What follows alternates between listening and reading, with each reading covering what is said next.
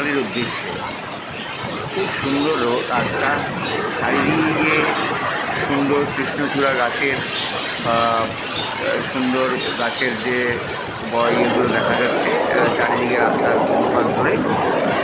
আমরা বাইকে করে চলেছি, আর কি সুন্দর ওয়েদার, দারুণ বৃষ্টি পড়ে গেছে, রাস্তাটাও ভেজা, দুজনেই একটু কি স্নিগ্ধ বায়ু বইছে, একদম দারুণ ওয়েদার। অসাধারণ একটি অভিজ্ঞতা। আমরা দুজনে মিলে, আমরা দুই বন্ধু মিলে বকখালির উদ্দেশ্যে রওনা দিয়েছিলাম।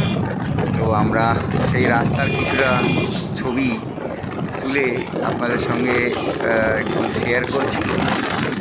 ব্যাস, ভালো লাগলে জানাবেন।